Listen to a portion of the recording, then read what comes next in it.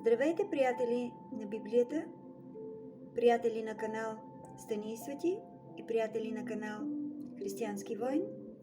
Днешната тема от утрените четива е Христос, могъщият лечител.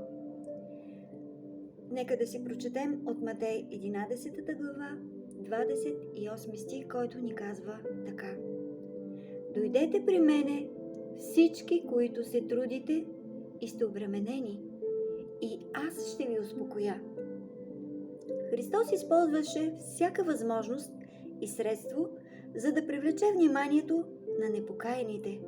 С каква нежност и внимание се отнасяше Той към тях. Исус копнееше да разсее облаците на заблудата от умовете на онези, които бяха измамени и заблудени от сатанинските сили. Спасителят жадуваше да даде на омърсената от грях душа своята прошка и своят мир. Христос бе могъщият лечител на всички духовни и физически болести. Погледни, ето нашият състрадателен изкупител. Виж с очите на вярата как Той върви из улиците на градове и села и привлича към себе си слабите и измъчените. Безпомощни грешни човешки същества се тълпят около Него. Виж как майки, понесли болните си умиращи рожби, се мъчат да си пробият път през множеството, за да достигнат място, където Той ще може да ги води и да ги докосне. Нека погледът на вярата запомни тази картина. Виж тези майки, как с мъка си пробиват път към Него. Те са бледи, измъчени, почти отчаяни, но въпреки това решени и постоянстващи, понесли бремето на страдание в ръцете си. Когато тълпата отхвърля назад тези разтревожени жени, Христос се отправя към тях стъпка по стъпка, докато не ги приближи напълно. От очите потичат сълзи на радост и надежда, когато измъчените майки виждат, че Той ги е забелязал. Погледа на Спасителя течета такава нежна любов и състрадание към тях и техните деца. Ето, те чуват благия му глас, който пита: какво искаш да ти сторя? И майката, която пита, изплаква мъката и нуждата си. Учителю, искам да изцелиш детето ми.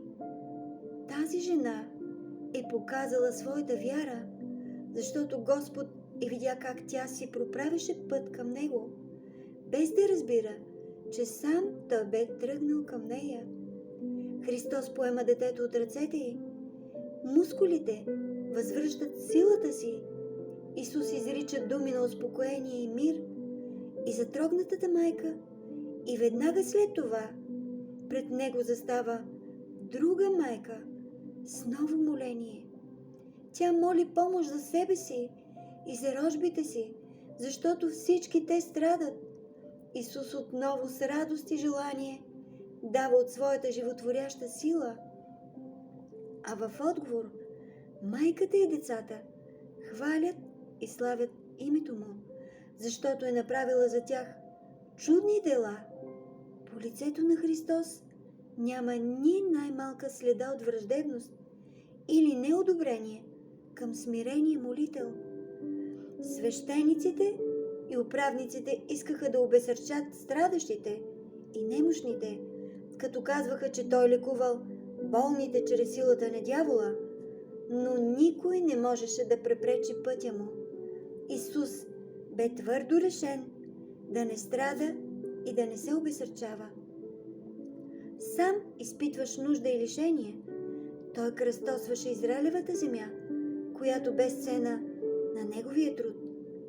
Труд за разпръскване на благословение и за търсене на упорити сърца.